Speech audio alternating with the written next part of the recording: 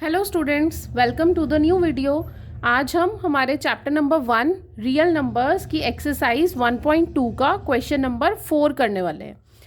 जिन भी स्टूडेंट्स ने previous videos नहीं देखी हैं, पहले वो वीडियोस देखकर अपने बेसिक्स क्लियर कर लें, फिर ये वाली वीडियो देखें। Right everybody? स्टार्ट करते हैं with question number 4। Question number 4 says given that HCF of 306 and 657 is 9.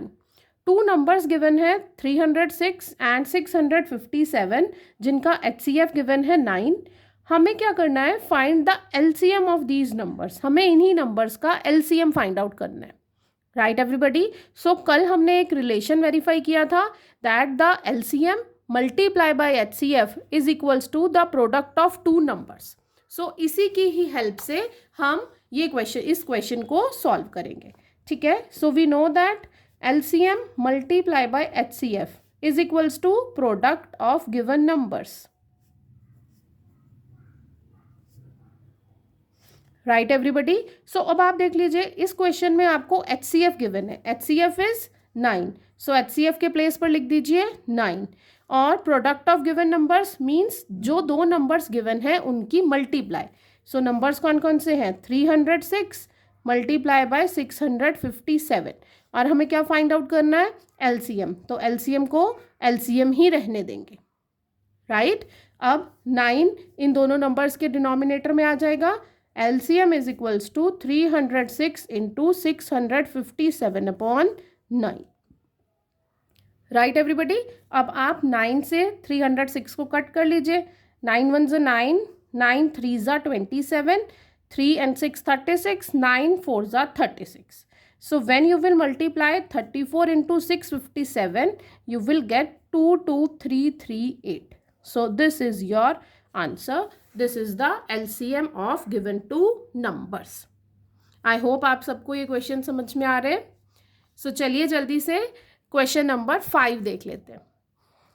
Question number 5 says check whether 6 raised to the power n can end with the digit 0 for any natural number n.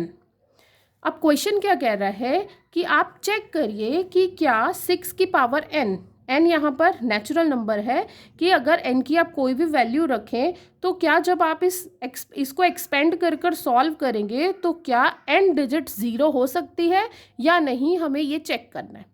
Right everybody?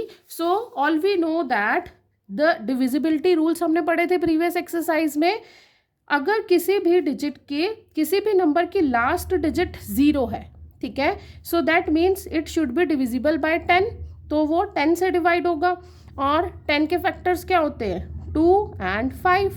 That means या तो वो 10 से divide होगा या तो 2 से या तो 5 से या इन तीनों से। Right everybody? Here you can see if any number end with digit 0 then it is divisible by 10 or 5 or 2 because 10 is equals to 2 into 5। But अगर आप प्राइम फैक्टर्स देखो 6 raise to the power n के, 6 के factors कौन कौन से होते हैं? 2 and 3।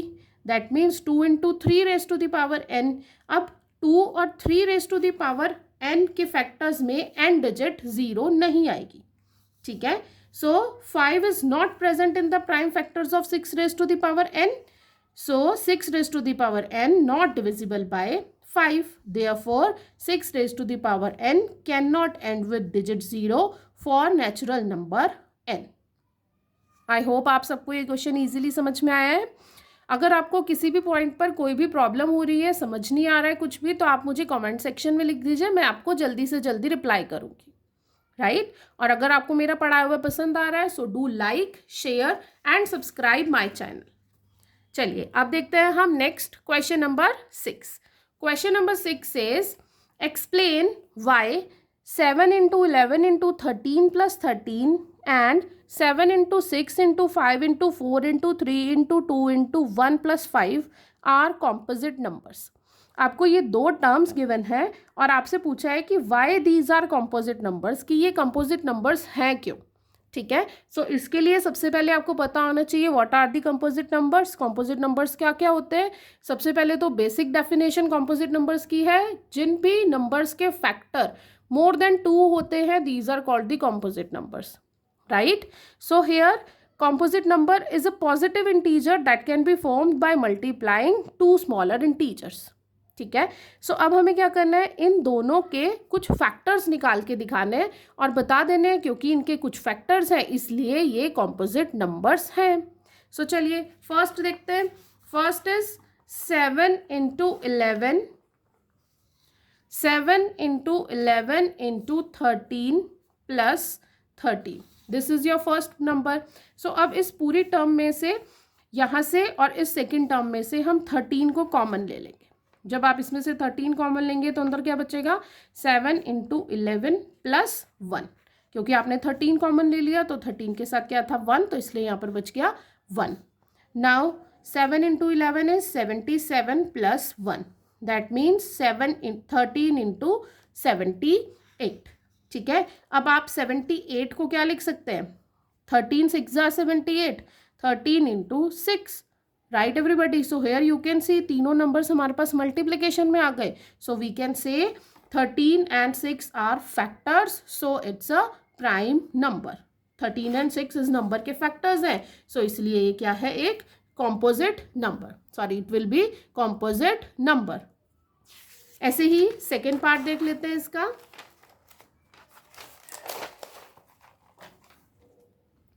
Second number is 7 into 6 into 5 into 4 into 3 into 2 into 1 plus 5. ठीक है, now the first term and second term दोनों नंबर्स में से क्या कॉमन दिख रहा है, 5.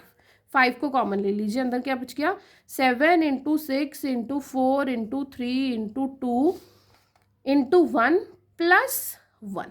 ठीक है, जब आपने यहाँ से 5 कॉमन लिया तो अंदर क्या बच गया, 1. अब आप जब इन सबको मल्टीप्लाई करेंगे तो क्या बनेगा, 1008 plus 1. Now 1008 plus 1 is 1009. So here again you can see 5 and 1009 are factors, so it's a composite number. Right everybody? So composite number basically होते वो हैं जिनके more than 2 factors होते हैं, and 1 is a factor of every number, और बाकी के 2 हमने निकाल दिए. So इसलिए ये दोनों numbers कैसे हैं, composite numbers हैं. Right? चलिए अब देखते हैं question number 7. Question number 7 says there is a circular path around a sports field. Sonia takes 18 minutes to drive one round of the field. Ravi takes 12 minutes for the same.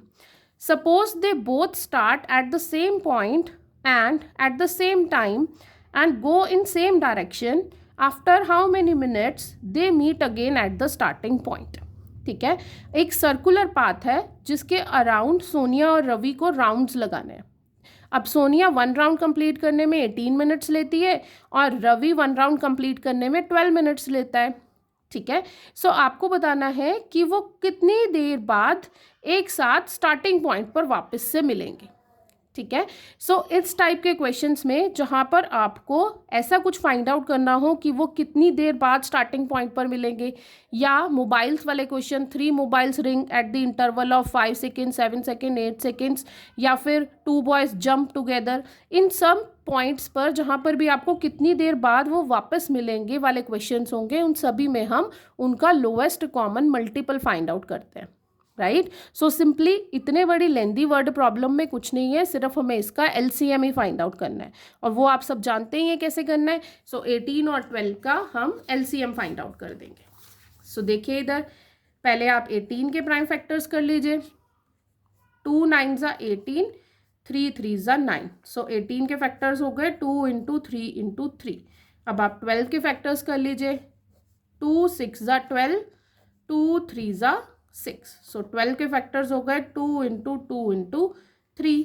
अब LCM में क्या करना होता है, हमें सारे ही factors use करने हैं बट उनकी मैक्सिमम फ्रीक्वेंसी तक, है ना. So here you can see 2 comes once and here 2 comes twice, so we'll take 2 times 2 into 3 comes 2 times here and 1 time here, so we'll take maximum number of times, that means 2 times.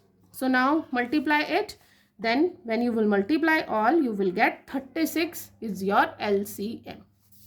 So here you can see they meet again after 36 minutes at the starting point.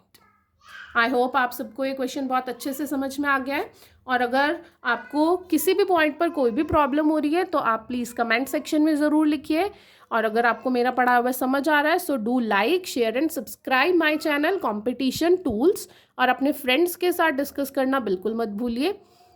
तो मिलते हैं जल्दी एक new video में। Bye everyone.